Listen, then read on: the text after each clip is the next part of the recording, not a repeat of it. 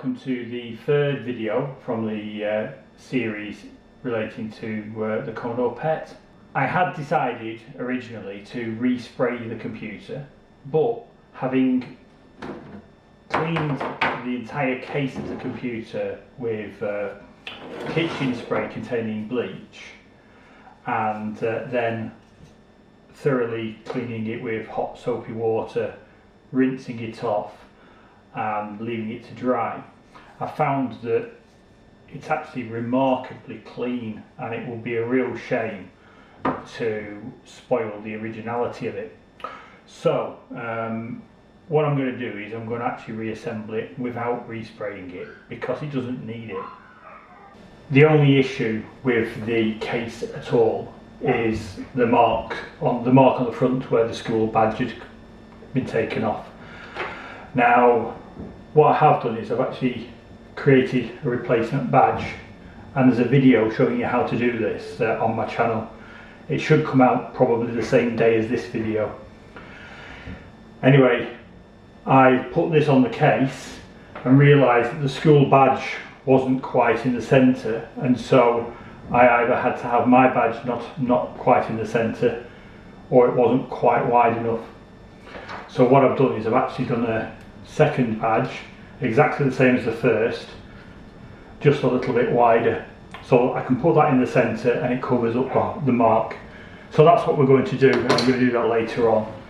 So the first job is to put together the monitor, and we'll be doing that with the help of the disassembly instruction map that I created in the previous video. Okay, so the outer black surround clearly goes on one way, and I know that I had to be careful with it last time because the tabs are quite large and I don't want to break them off. So I'm just going to tease them in a little bit at a time until they are in.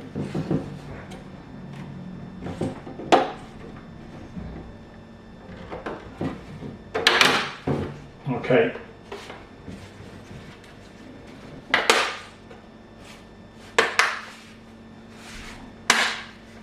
Okay, that was the bit I was most worried about, breaking those tabs off, but they are now in, and that surround is absolutely fine. So now that's the top.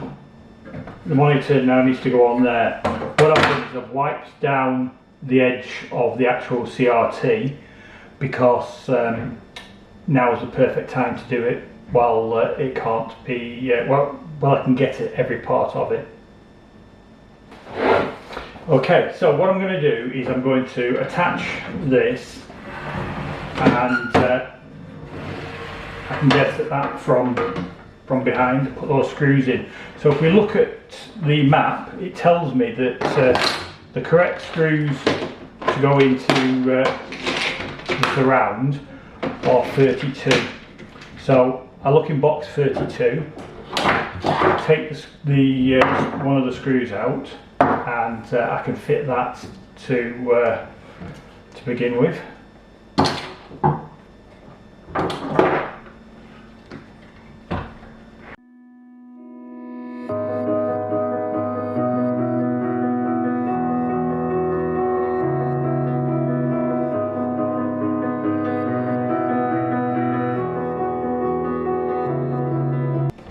Okay, so that is the surround, nice and clean and back together. So now I need to put the casing on. So I'm going to carefully lower this down and take the casing and fit the casing in place, making sure that there aren't any leads trapped, and making sure that I don't bang the CRT. The casing is now in place. I can get at the control, nothing's trapped, and it now tells me that the correct screws for the back here are numbers 34. So again, I can take them out, and I know that these are definitely the correct screws to go into the holes. Because there are no washers left in there, I know there were no washers with these screws originally. Okay, so we now have the Commodore PET monitor fully reassembled and ready to attach to the base of the computer when the computer is rebuilt next. So back to sheet 1, and we can grab the base of the computer.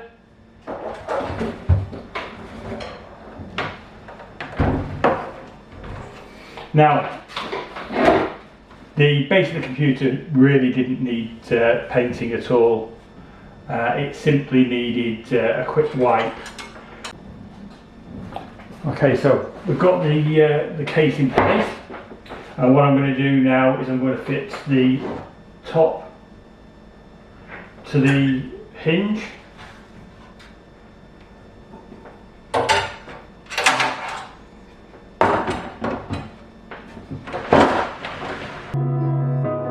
I am here in the middle of nowhere. There is no there, it is cold there, but I am safe and I am warm. Although it's hard, I know I got. Okay, so that now works.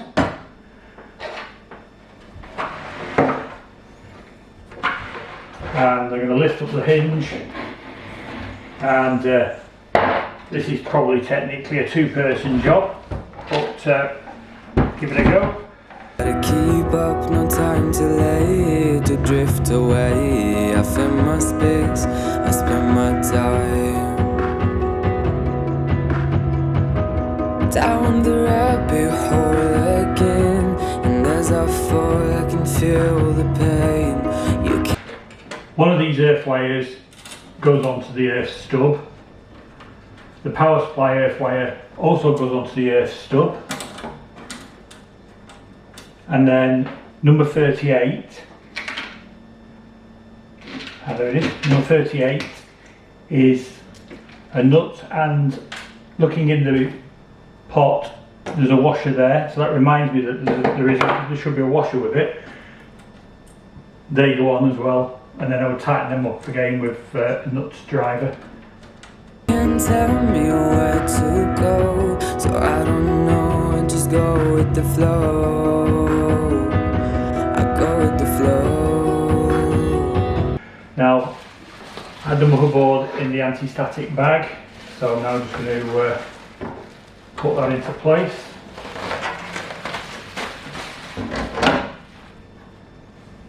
And looking at the diagram, there should be a clip coming out of the box here, and now with that in place the others are all falling in their correct positions.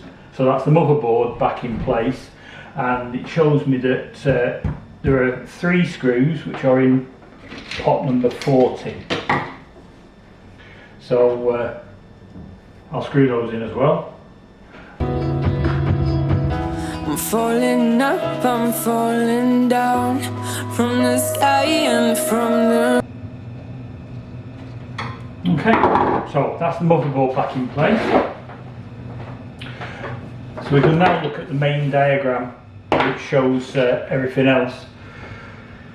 So we have the capacitor to put back in place and the rest of the wiring. Ground, up above just like below, and I don't know where I should go. 'Cause I'm stuck in limbo.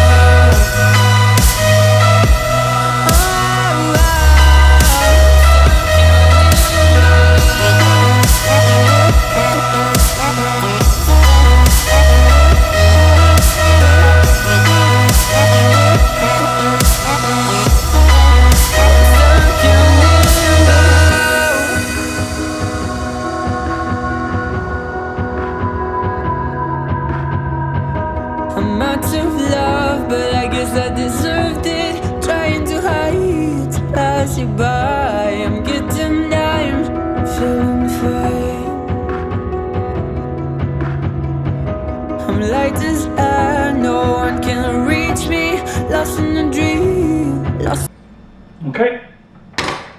connected,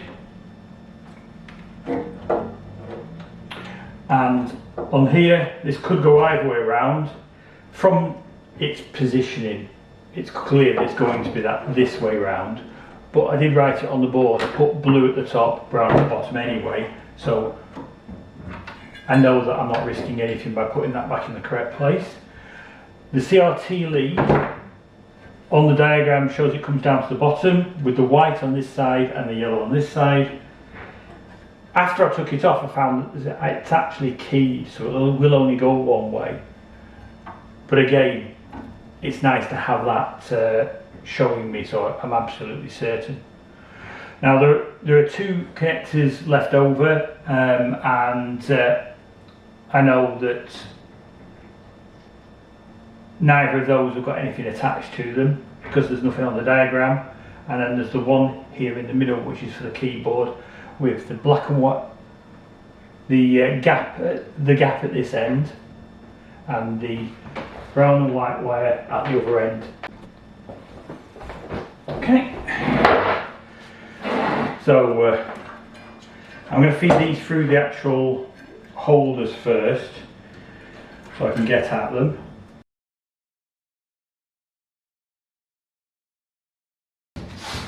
Now the bits for the keyboard.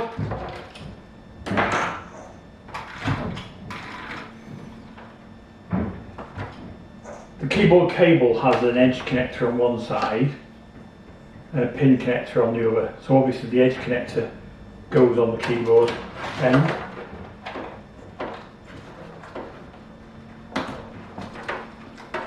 And then this can be attached into place.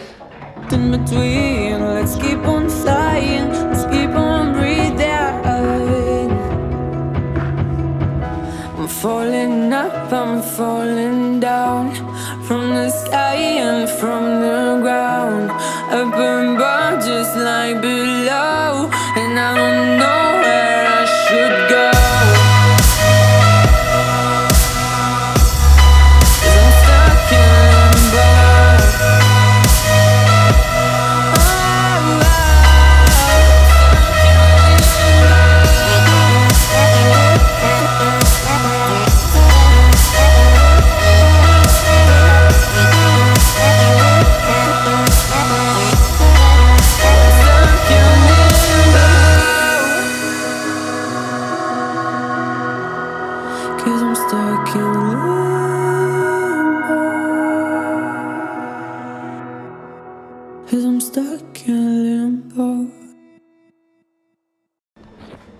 Okay, I just wanted to clear this stuff out of the way before I powered it all up.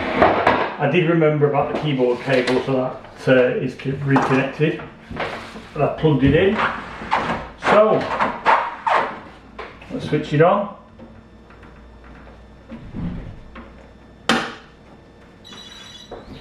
It's made a noise.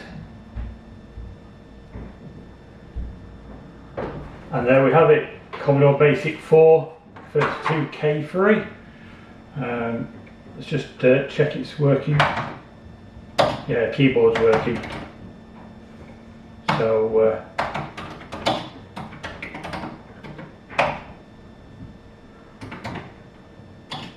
takes some getting used to with the. That'll do. Takes some getting used to having the numbers over at the other side. And there we are.